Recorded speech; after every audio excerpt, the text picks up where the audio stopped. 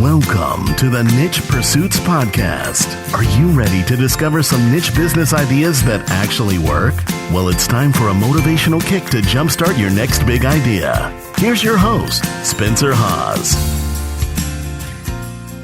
Hey everybody, this is Perrin from nichepursuits.com, and we are here for our week 3 coaching call. Maybe not week 3, but at least the third one.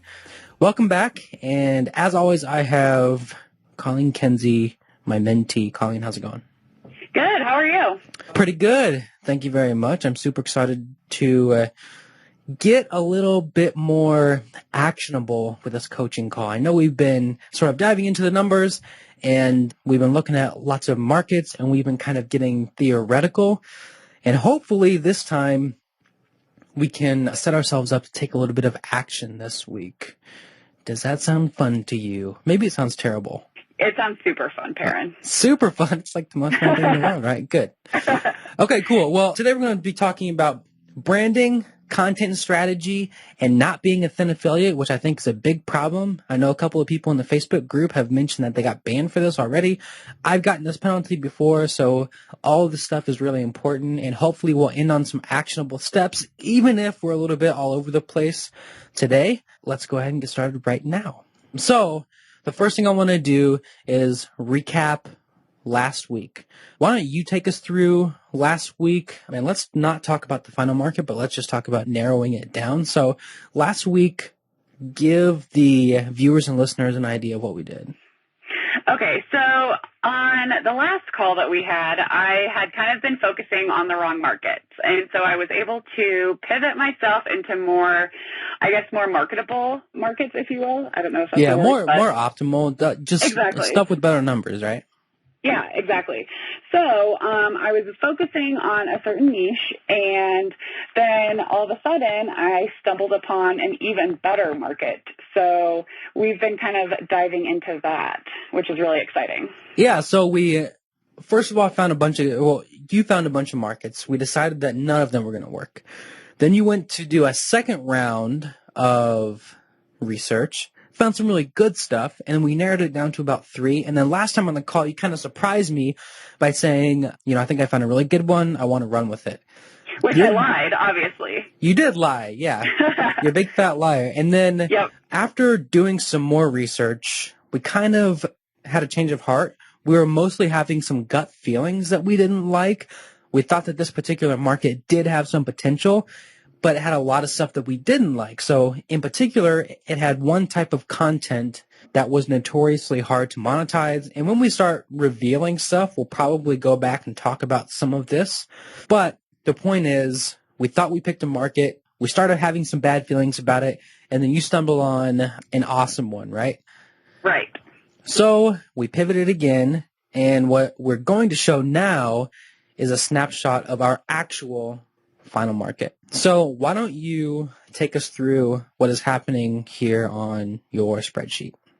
Okay, so I think that the easiest way to compare this market to the first market, I can just call this one the final market, but the final market was really easy to find low DA websites with high traffic. My first choice, definitely, it was a lot harder to find. This one was really easy, and I stumbled on what I thought was a fluke. If you look on line 2, it says DA 20 and traffic 86,000.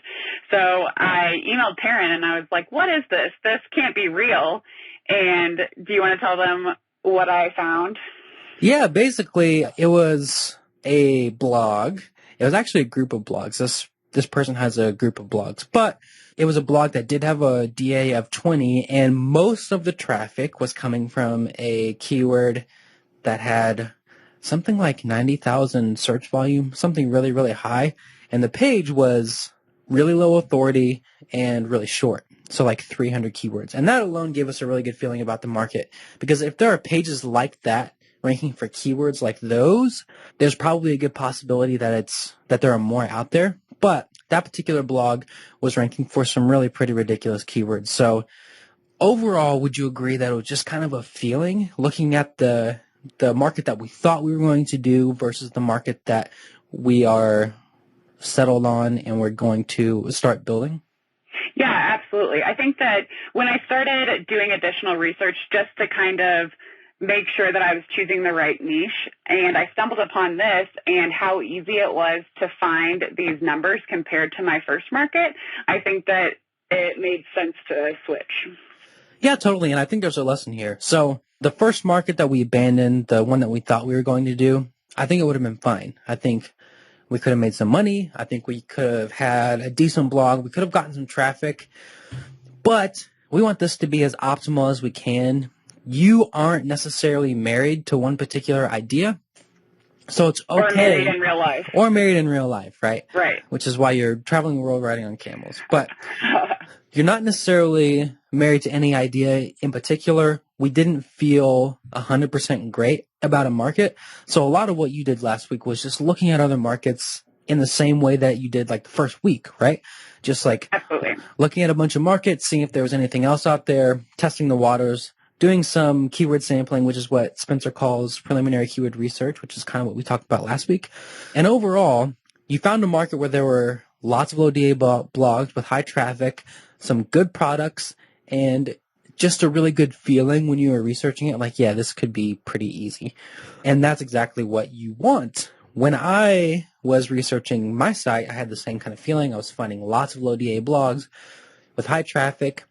And one of the things that I really love about the spreadsheet is that it shows the good mix of info type sites and product type sites. And that's one of the things that we were looking for specifically. In the market that we thought was going to be our final market, I remember that we found lots of great product sites or sites that are ranking for product keywords, but not too many info sites. This market seems to have a good mix. Is that what you found when you were researching? Yeah, absolutely. And there wasn't too many like product and info sites, but a good mixture of one or the other. So I think that it'll be really cool to marry both of them. Sure. And that could be maybe a point of clarification too. Like, you don't need to find sites that have both product and information keywords. You just need to have a portfolio of sites that you can use to find opportunities.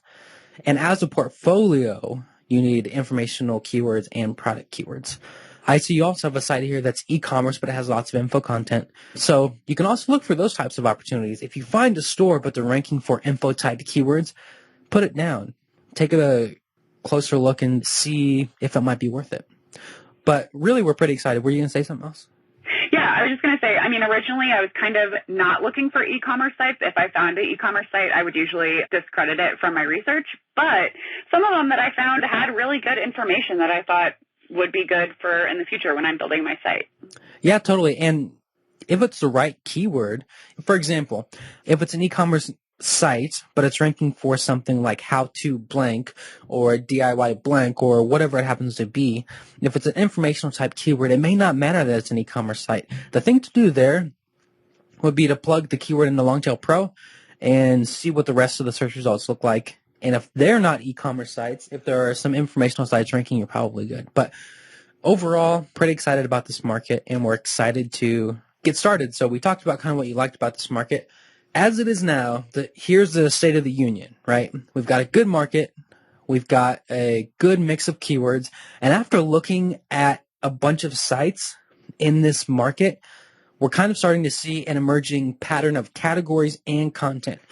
In particular, we know that there are 4 or 5 really big keywords that we want to go after aggressively and maybe build some linkable assets around, do some white hat outreach, maybe an infographic. Who knows what we're going to do? But we definitely see a pattern of categories kind of rising to the top. So now what? We got to make a website. That sounds super easy, right? Right. Obviously, this is easier said than done. Before we really get into the nitty-gritty details, I want to point out that we are skipping some steps here. We're not skipping these steps. We're going to do these things, and some of them are already done. But these are things that we're not going to cover in our coaching calls. There's so much information on Niche Pursuits and elsewhere about this sort of thing, and I don't feel like it will be a really good use of everybody's time. So we're not going to cover how to buy a domain. We're not going to cover how to get hosting. We're not going to cover how to set up WordPress, and we're not going to cover which plugins to use. Maybe we'll talk about some plugins as they come up. For example, I know we're going to use Thrive Content Builder to build some of our content, but in general, we're not going to go over all of this. If you do need to learn this, just head over to nichepursuits.com. I think we even have how to set up a blog in under 10 minutes or something that explains all of this stuff. So we're going to skip this, and we're going to kind of do it behind the scenes and have it ready for our next coaching call. I just didn't think it would be a good use of everybody's time. So let's jump into the things that we do want to cover. So a lot of this might be a little bit theoretical. I do have some examples to show you. I want to cover some theory so that at the end it's going to make sense when I give you the assignment, Colleen. And if you're following along up there, it'll make sense for you to go take the next step. But there's a little bit of theory we have to cover first. If it's not super actionable like the last two calls were, just bear with me for a little bit. So the first thing I want to cover is picking a theme and the importance of design. Good design is super important. Probably one of the biggest mistakes I see in sites for readers and for niche sites in general when I'm researching a market and find niche sites, probably the biggest mistake is terrible design. And it's really kind of a shame because good design can help so much with lots of stuff. Good design in general, and this is in general, you of course have to test everything on your site. Good design helps with three really important things. The first one is conversions. Good designs tend to help with conversions because they build trust. Nowadays, in this climate, visitors just don't trust ugly sites. The uglier your site is, the less a visitor is going to trust you in general. There are studies that show that ugly sites convert and this sort of thing.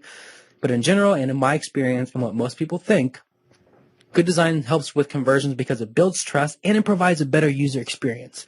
So the more someone trusts you and the better experience they have on your site, the more they're going to click stuff and buy stuff from you, right? Secondly, it helps with link building. Colleen, because you're new, if you're going to hazard a guess, why would you think a site with a good design would have an easier time building links? And if you don't have an answer, it's okay. We didn't rehearse this or anything.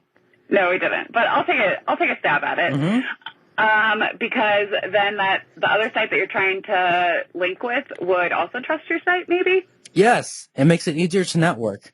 So if you are emailing somebody from a site that looks like it was built in 2005 and you've done all of your own HTML and it's like purple background with yellow font and you've got like flashing banners all over the place, you are going to be much less likely to make a friend and get someone else to link to your site than if you had like a super clean, modern, well-organized, highly readable, functional site.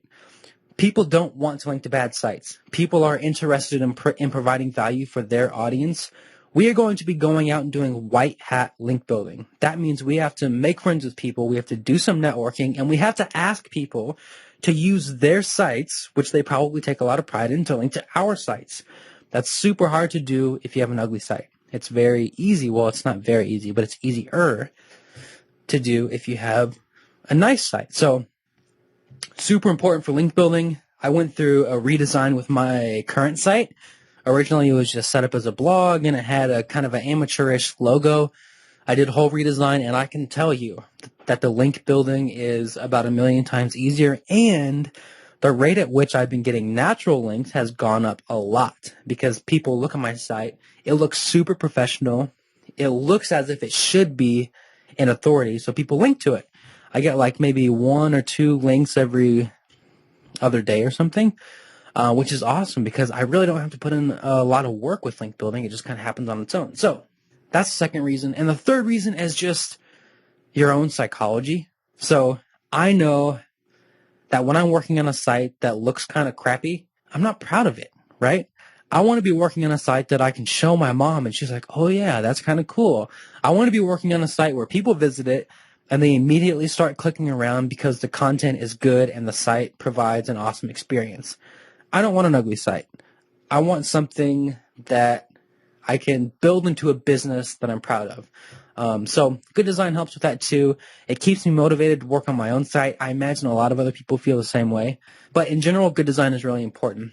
If you're not a designer, and I know a lot of people who think their sites are well designed and they look really bad. If you're not a good designer, please hire a designer. Hiring a designer just to give you some idea what a good site looks like maybe $100 for an hour of their time or something. So how do you know if you're a bad designer? Just ask people, if you are in doubt whether or not you have an eye for what looks good, probably you're bad. Usually you can probably feel out if you have a knack for it. If you're not sure, ask a designer, right? Everybody probably has a friend who's a graphic designer. If you don't, just hire somebody.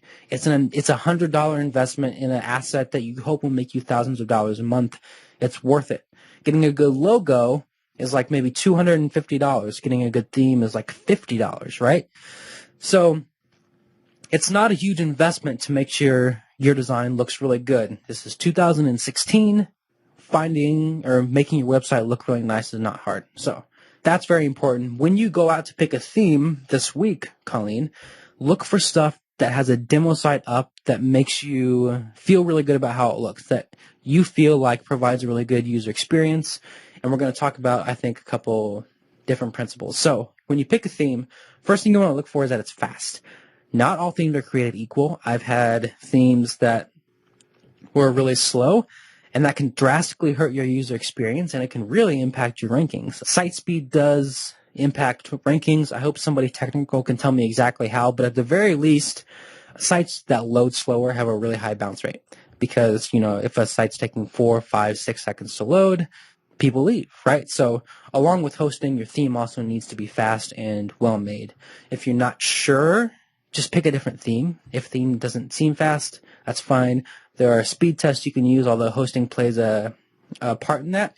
You can also just ask a programmer. Everybody knows a designer. Probably everybody knows some sort of coder.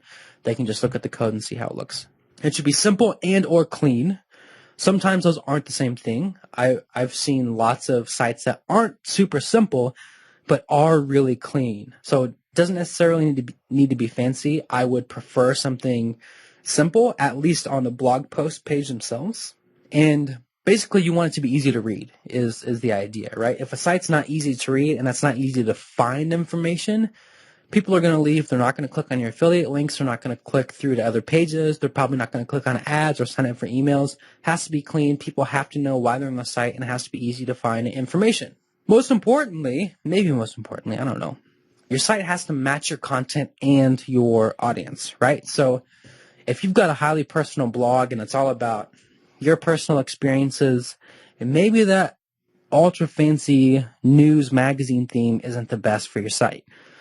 Likewise, if you don't have a personal blog and you're always posting new content and it's highly informational, or you're posting about current events, say you have like a football news site, you probably do want a fancier magazine theme so that people can see all of your different categories and can see all of the new content, right? But the idea is you have to match the way your site looks to your content and your audience. Does this all make sense so far? Yep, absolutely. Cool. So this step is picking a brand. I'm not going to spend too much time on this. If you go to the Facebook group, I linked the Whiteboard Friday video from Rand Fishkin over at Moz. It's about rebranding and redirecting, but the second half is about picking a brand, which is super important. We've actually already picked a brand, and that was basically just you sending me ideas over Facebook for like 5 hours. But we got a good one. And actually, I probably sent you more than you sent me. But I think we ended up on a good one. So we don't really need to do this, but I want to talk about it a little bit because some people were sharing ideas for brands in the Facebook group, and I thought they could use a little bit of work. So real quickly, here are the things a good domain and or brand needs to be. Has to be short and snappy. Typically, the shorter it is, the better it is. It's not always the case, of course, but shorter and snappier is something to shoot for. You should be able to pronounce it, and it should be memorable. And in this way, my old site, A Penny Shaved, may not be the best domain, right? It's not short. It's kind of snappy, but it's not super pronounceable. People wouldn't be able to spell it if I just said it. So, not the best domain name, but it's okay. It should also be relevant, but not too in your face. So, we don't want a brand that is like bestboardgamesforkids.com or boardgamereviews.com. That's just too in your face. And nowadays, in 2016, it just sounds spammy, right? And that's something we want to stay away from. We want something that feels like a bigger brand, feels like there's a marketing team behind it, right? So here are a couple quick examples at the bottom. These are actually similar to the ones that Rand mentions in his video. I just made up the one on the left here, which is neighborhoodinfohq.com. It's got a hyphen in there. It's very long. People can't spell neighborhood. The info sounds spammy. It's just not a great domain overall. The one on the right, which actually is a site, and it's an example Rand uses in his video and one that I really like as well, is called walkscore.com. It's kind of related. Walking connotes, like strolling around a neighborhood. A score tells you there's going to be some sort of evaluation, but it's really short, really snappy. Anybody can spell it. Super good. So shoot for this. When you're picking your own domain name, you don't necessarily need to have your keyword in the domain. In fact, it's probably not a great idea to have your keyword in the domain. Shoot instead for a good brand. And in our case, we kind of got away from real words in general. So we have part of a word that relates to this niche. But other than that, it's just kind of a nonsense word, right? Right. And I think one of the issues that I had, I really was trying to focus on being punny and something that would be memorable to people, but they ended up being too long and didn't quite make sense with what we were going for. And so that's why I think that going for more of a brand idea is probably a better bet. Yeah, totally. And even nonsense names can sometimes be good. Like there's that email marketing software named Emma. There is the travel affiliate that's huge. It was started by the co-founder of Reddit named hipmonk.com. So kind of nonsense, but very memorable. Ours is probably in between those two. It's slightly relevant. It's got part of a word that's really relevant. But in general, it's just kind of a really snappy sounding domain, right? Right. So we don't want to spend too much time on that, but shoot for that if that's what you're doing. All right. Let's talk content strategy. A lot of people get confused thinking about what content strategy means. And if you Google content strategy, you can find lots of really complicated guides that are really great that talk about the ins and outs. When I talk about a content strategy, I like to boil it down to 3 basic things, okay? The first one is site architecture. That is how your site is set up. Basically, what the categories are and how they are linked together, okay? The other thing is the editorial schedule, which is when you post content.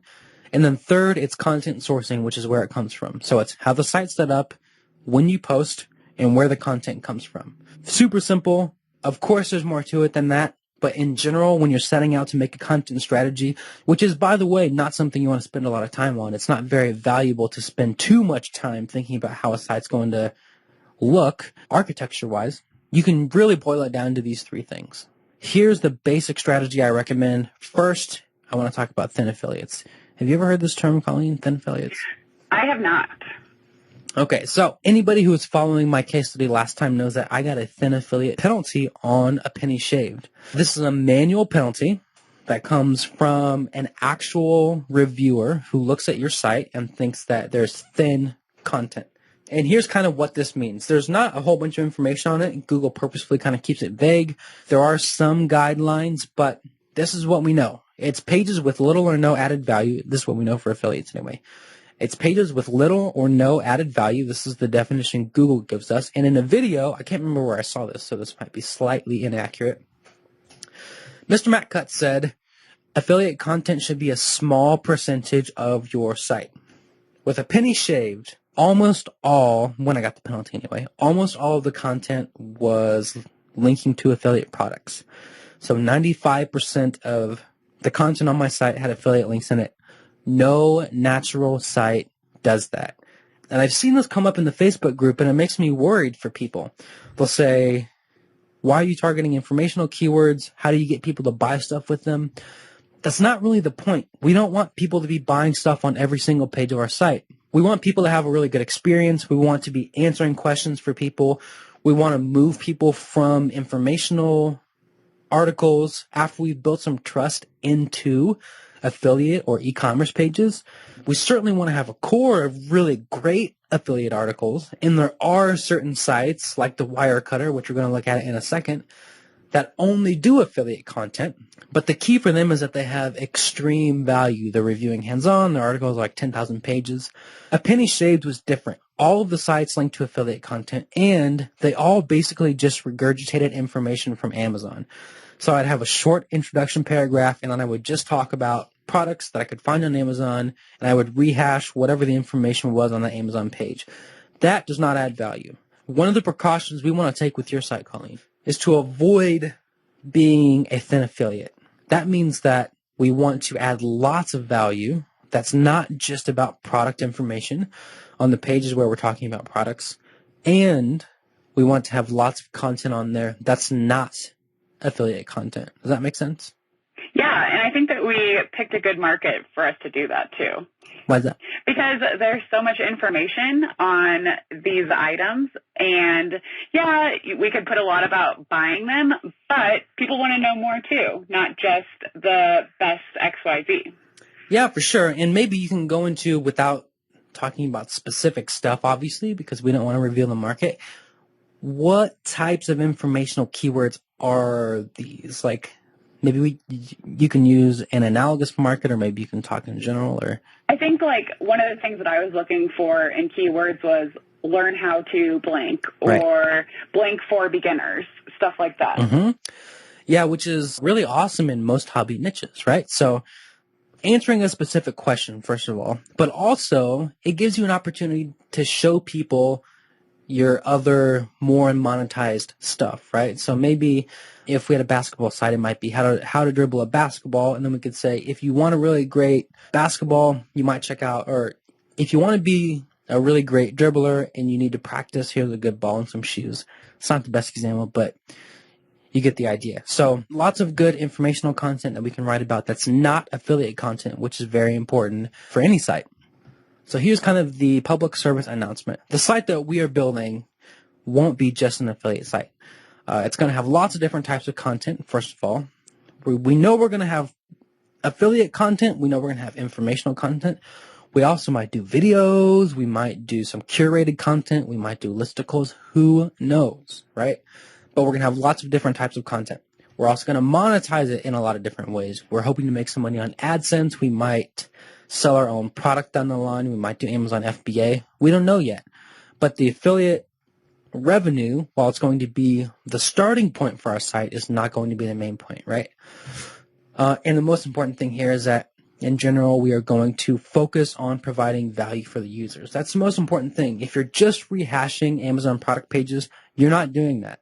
If every single page on your site is pointing to some affiliate product without adding value first, you're not doing that either. So shoot for this stuff. If you're coming from Niche Site Project 2, this might be a change for you, and we're going to talk about how to do it specifically with different types of content at some point. That's the most important stuff. So let's talk about site architecture, and this kind of goes with thin affiliate content. For our site, I think we should shoot for 1/3 affiliate content. I imagine the other teams are going to be doing more affiliate content than this. I think to play it safe for a new site, because Amazon tends to look at new sites when you set them up, sometimes, or so I hear, and that's the rumor, we're going to shoot for 1/3 affiliate content. We're probably not even going to put affiliate links in to start, because we won't have traffic anyway, and we want to make sure the site is good and balanced before we do that. A lot of people like to call this editorial balance. So a good number to shoot for, I think, is 1/3 of your content monetized with affiliate links. And in general, I think that should be lower the more your site grows. If you have 500 pages, I think it's okay for maybe only 70 or 80 or 100 of them to be affiliate links. But to start, I think that's a good number to shoot for. 4 to 5 related categories, just because you were finding those types of categories in the market research, right? Right. So is that about right? Am I correct there? We got 4 or 5 different types of things to write about? Yeah, and also room to grow, too. And room to grow. So we can expand later. That's a really important point. We can't expand later. To start, we have 4 to 5-ish tightly related categories. It's going to help us build some topical authority. They're all going to relate to each other. We can interlink, etc. We can go broad, but to start, we have 4 or 5. And the last thing about site architecture, and this I think is important, is that we probably don't want to feature the affiliate content. Affiliate content is usually, at least the way we're doing it, going to be most interesting for the people who are searching for that thing. So the people who are typing into Google, in the case of my own site, what's the best safety razor? They want the answer to that question, I can give it to them. It might not be that interesting for someone just clicking around the site. People just clicking around the site might be more interested in watching videos or seeing the answer to a really interesting question. So for our site architecture, what we're probably going to do is feature on the blog pages and the homepage some of the more interesting non-affiliate content instead of putting our best stuff on the homepage. Does that kind of make sense? Yeah, absolutely. So we had this question in the Facebook group too. People were talking about the home pages being monetized heavily with affiliate links because those are usually one of the highest traffic pages of the site. We're not really worried about that. We are worried instead about user experience. We will make money. It'll be fine. What we want to do is provide a really great user experience by putting the most interesting content up front. So, do you have any questions about this site architecture? Is there anything I'm leaving out or anything you want to know about? I do have a question. So on the content that is more informational, do you recommend putting ads on it or trying to monetize that in another way, or just focusing on monetizing in the affiliate articles? Good question. Yeah, I monetize every article somehow. Okay. Most of the time for the affiliate articles, it's just AdSense, which is super easy and Google doesn't mind as long as it's not overdone. And they have guidelines that you can go read. But yeah, I have an ad on every site. And I'm starting to make some pretty good money that way. Amazon also has some interesting new native ads.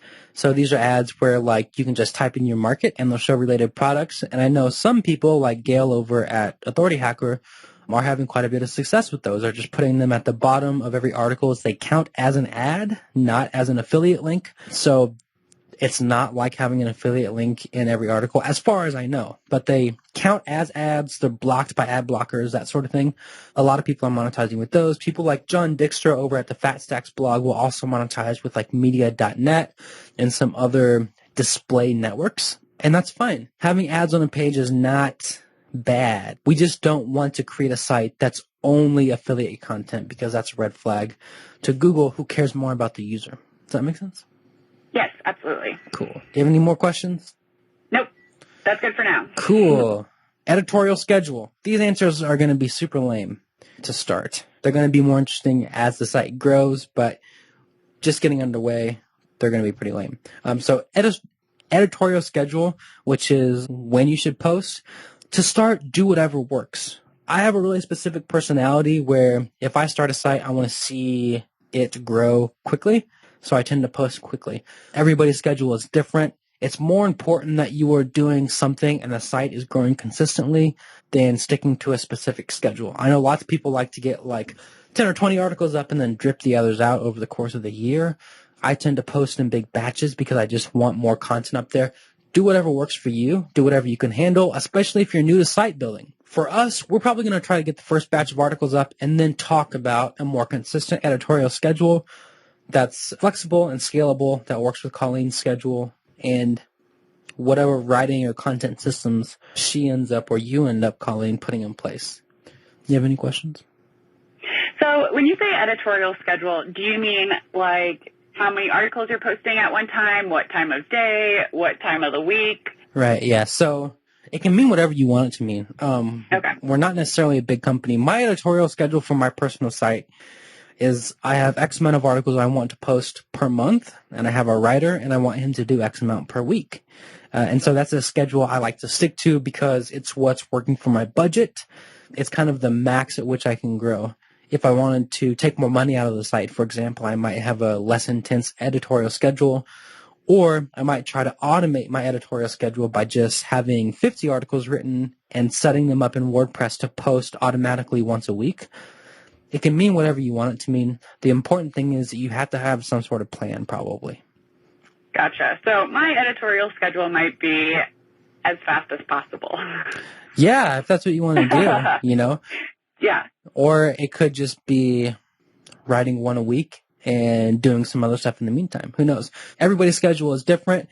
Do whatever works for you. So content sourcing. This is also a really lame answer. Content sourcing, which is where the content comes from. to start, it should be you. This is important. Lots of people in the internet marketing world are probably people who've read like the 4-Hour Workweek, and I know you're one of them, Colleen.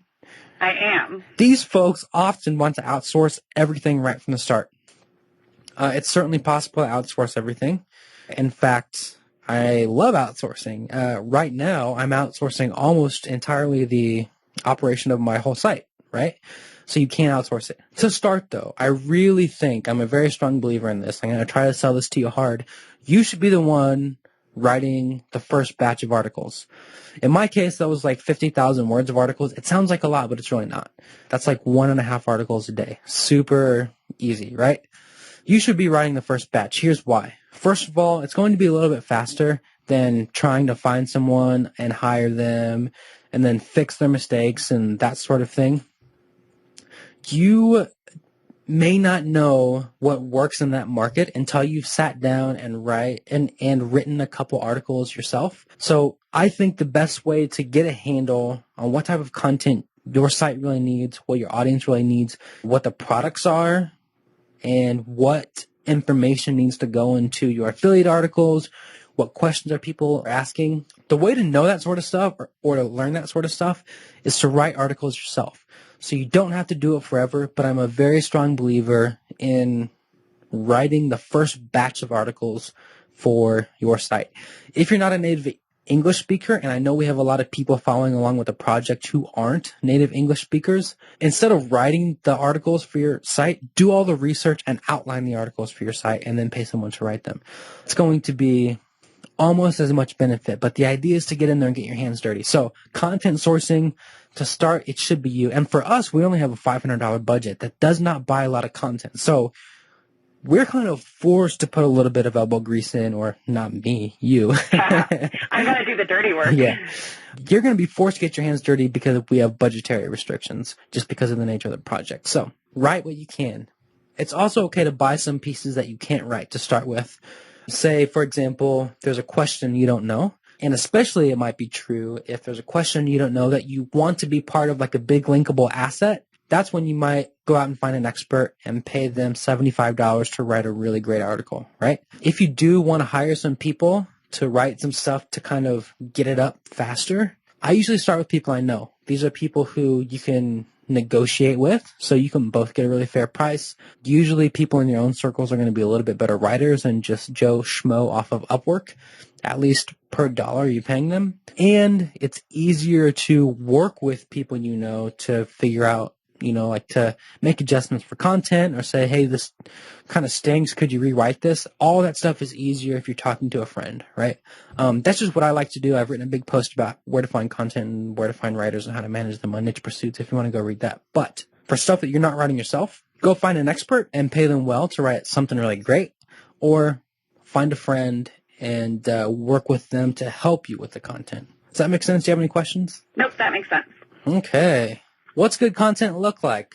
I hate that question because I have this problem with my sites. People will look at them and they'll copy them relentlessly. The crazy thing about it is I'll just do something on my site because I think it's a good idea without testing it, or because I think it kind of looks cool. And then a few weeks later, I'll see a dozen copies of it out on the internet. So people will just, and this is going to happen to you, Colleen, I'm sorry, but people will copy the structure and the look and the feel of a site without understanding why, or without having a reason, just because they feel like somebody else is having success, so they should be doing exactly what that person is doing. That's not true. There's no one right answer to what good content looks like. There are some general rules, though. First of all, longer is better within reason. Within reason means cost, first of all. You can't pay to have 10,000 word articles written all the time. We are probably not the wire cutter, right? Having an expert write 10,000 words is like $500. We obviously can't blow our budget on one article. Not something we want to do, but if we can write slightly longer articles, it's usually better. There's no magic word count, okay? This has been a question that's been coming up in the Facebook group as well. How many words for each article? There's no magic word count. I like somewhere around 1,500 for keywords that I'm trying to make money with. But I have some that are 1,000. I have some that are 1,300. I have a couple that are 3,000 because that's just what the article needed. Longer is generally better as long as it's within reason. Also, by the way, for informational articles, sometimes they're really short because it's just one simple question. I can write a 500-word response. It answers the question, and that's all the article needs, and that's okay. You don't have to fluff out 2,000 words on just the tiniest little question. In general, longer stuff will rank better. There's lots of studies that support this, but keep it within reason and don't crush your own soul. Great content focuses on value first. That's super important, and that's kind of a gut feeling you get. If you find yourself thinking about the money when you're writing an article, probably go back and restart. Focus on what the user needs. One of the things I stumble upon that really works well for me is this idea of the friendly expert as a tone you should take. I think this works for basically any market. So when you're writing, you want to come across as somebody who's super knowledgeable, but also could sit down and chat with somebody about this thing over tea, you know? So someone who's actually a friend, cares about other people's success, but also knows a lot, right? So basically just try to be Perrin, is what I'm saying. No, I'm joking. Everyone wants to be you. Yeah, maybe I'm not so friendly. Maybe I'm not an expert. Who knows? But friendly expert is a really good overall tone for pretty much any site. Honestly, I haven't found a niche where I don't think this will work, except for maybe like programming, but I think it could work there too. So the important stuff should be up front. So whatever you're doing with the article, the most important thing should be up front. If you're answering a question in a short informational article, answer the question up front. Google is rewarding that now. If you're trying to sell something, give people a link up front. The important stuff it should be up front to give people a chance to access it. People who are interested in reading more will. So don't bury it. Give people an opportunity to access that stuff up front. Then you also want to have some formatting, which is like 3 or 4 lines per paragraph. This is actually, a lot of this is stolen from Authority Hacker, so thank you. You want black on white background, black or like dark gray text on white background, just because it's the easiest to read. You want slightly bigger fonts and plenty of visuals or mixed media. So that was like a lot to throw at everybody. Where have I gone wrong so far, Colleen? I'm just taking a screenshot of that because so much information. Yeah, so here it is again, if you guys are looking at it. And there are a few maybe big mistakes people make. I think the biggest one is just blocks of text. People hate blocks of text. Nobody likes reading them. People skip over them. So breaking those up and being a friendly expert, I think, should get anybody started. Along those same lines, I want to answer this question of whether or not you need tables. People know I use tables a lot. I've used them in a penny shave sometimes. I use them a little bit more now. What I see, though, is people copying the exact table and plugging it into their own articles without necessarily knowing why. So I wanted to ask this question, do you need tables? And the answer is no. You just need a couple of affiliate links up front. That's all. Fancier does not equal better. In fact, I've tested lots of incredibly fancy stuff, and it's converted worse. And at the end of the day, you just have to test everything to see what works for your site, right? And I want to show you some examples of the most successful affiliates I could find, or it's a mix of really successful affiliates and some other ones that I just thought were cool, but people who are making just absurd amounts of money who are not using tables.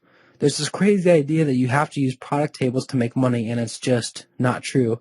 And so I want to show everybody a bunch of really good examples. Okay, this is the Wirecutter. Have you seen the site, Colleen? I haven't. This is an Amazon affiliate site.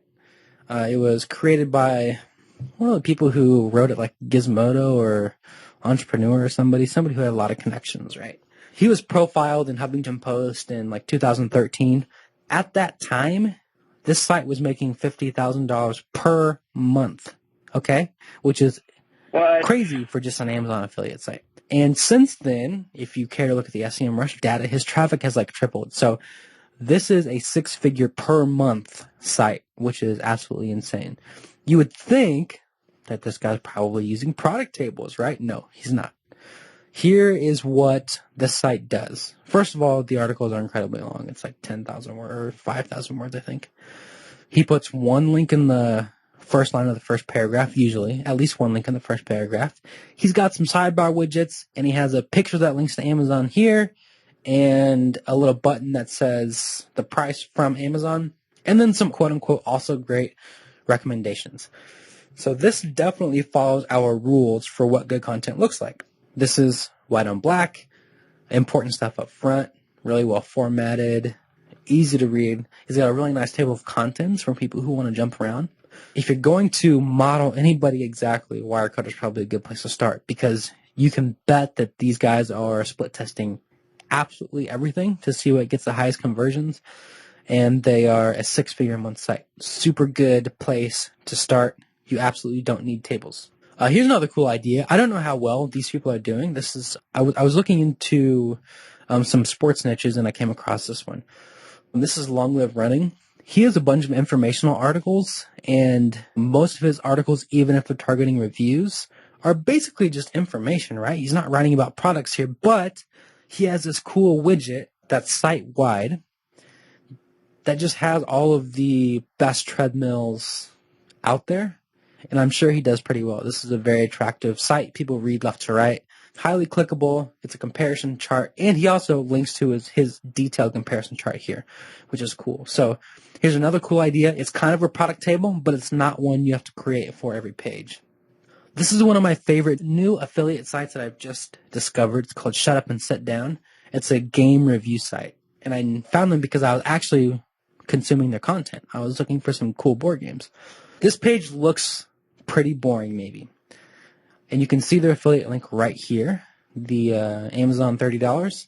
But the cool thing about this site is that they're just doing short reviews, but if you click on their category, it's set up almost like a buying guide. So it's got all of the options here, the games that they reviewed, with a link to the review, and in the actual category page, you can click on the affiliate link. So that's also a really cool way to do it, and it's not a product table. Also, by the way, these guys are doing really well on YouTube. Here is an article on ProBlogger that I think everybody should read, which is called The Ultimate Guide to Making Money with the Amazon Affiliate Program. And you can see how much money this guy's made, which is really pretty ridiculous. So he's making certainly a full-time salary. And I mean, he owns ProBlogger, so he's doing really well, but with just Amazon Associates, he's doing awesomely. And I wanted to show an example of his sites, and he links to this in the article, so he's fine showing it. But this is an article called The 19 Most Popular DSLRs Among Our Readers, and it's just a list with images. All of these titles are affiliate links. This is probably not something that's going to rank super well in Google, although it might. You never know. It might have a few too many affiliate links for my personal taste. But look at this. It was shared 50,000 times, which is insane. Clearly, he's already built a massive audience, but you can see how if you had a Facebook page, you could share this type of content and make plenty of money. So this is also a really good way to do it. You can work this into the types of keywords that we're finding. So if you have a keyword that's best pink shower heads, it would be totally cool to just write a blurb for every one of these and end up with 1,000 words or 1,300 words, whatever it is. Just make it a list, right? And then lastly, there's a really cool site called Pro Blog School. This is a couple who quit their job and does blogging full time. And they have an article on their top 10 earning pages for the Amazon Associates program. And if you scroll all the way down, you can see the list here. So I'm just going to click on 2, but you can go see all of them if you want. The cool thing about these is that they're all different. And the point here is that you can make money with Amazon Associates with basically any type of article. Let's just take a quick look. My Kitchen Essentials. This is a shopping guide. It's not loading, but it's basically a big guide that you can click on and search through. So it's set up with like filters and stuff. Super cool, very interactive. And this one is more of a list, just like the camera one, right? So maybe lists are a good thing to do. Who knows? But all these are affiliate links, and they're making lots of money. I mean, they quit their job, So the idea here is that you can set up many different types of content. It doesn't just have to be a product table and talking about products.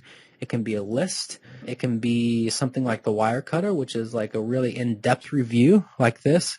It can be something like Outdoor Gear Lab, which has these insane tables, like totally over-the-top tables. And they do extraordinarily well. or it can be something where instead of monetizing your articles, you're really monetizing your category pages. But the idea is there are many, many, many ways to do it. I encourage everybody to be different and do what's best for your site. Does that make sense? Yes, it does. And hopefully when we get more into this, we can have you explain your own site more. I feel like I kind of have to pick up the slack here because we don't have anything to show, you know? That makes it sound like I'm slacking. Perrin. I know. That's. I feel like I have to get us started and do more long-winded explanations first. No, actually, you're probably doing way more work than I am. The amount of research that you sent me for the market research has been really insane. It's like.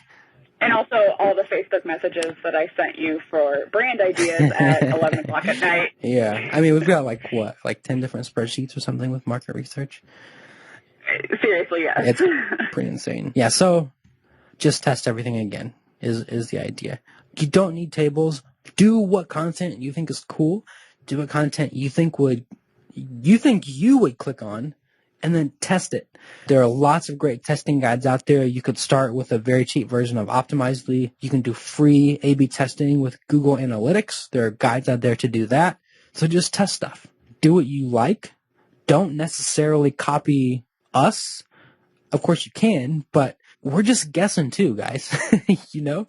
So we're going to try to make money, but we are certainly going to be testing lots of different types of content. In fact, for the first version of our site, or Colleen's site rather, we're probably not going to use tables at all. We're just going to go with regular old bullet points, mostly because setting up tables takes time and we're trying to be very efficient here. So do what you think is cool and test everything. Let's talk about this week's assignment. First of all, information overload. We've talked about a whole bunch of stuff. We're going on an hour here. Tell me what questions you have, what gaps you see, or what you're excited about, or what you're thinking. So basically, I need to get started on writing content. Yeah. Yep. I mean, I knew that was coming. Yep. And, you know, maybe you're a prophet, but that's your assignment. So set up your site, and you've already gotten started on that. Organize your keywords. That's really important. We want to definitely take a second look at all the sites that we found and the keywords. If you want to know how Colleen has been doing keyword research, go to the week 2 coaching call, our second coaching call.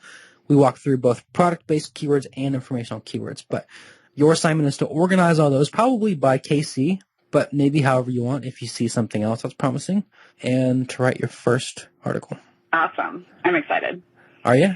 Yeah. I mean, I knew that the first article assignment was coming soon, but it's exciting that it's only the third coaching call and we're already diving into it. Yeah, I think it'll be cool. I think it'll be fun to get something up and live that we can look at and, you know, touch and feel and mold and really start tweaking, because that's the fun part, you know? Yeah. Cool. And watch it be awesome. And watch it be awesome, right? Easy. So overall, this is really the most exciting part. This is like the jumping off point. Well, maybe making money is the most exciting part, but this is also exciting. This is the jumping off point, and we're finally getting this thing kind of out of the nest. So thank you, Colleen, and good luck, and thanks to everybody else, and I guess we'll see you later. Bye. Bye.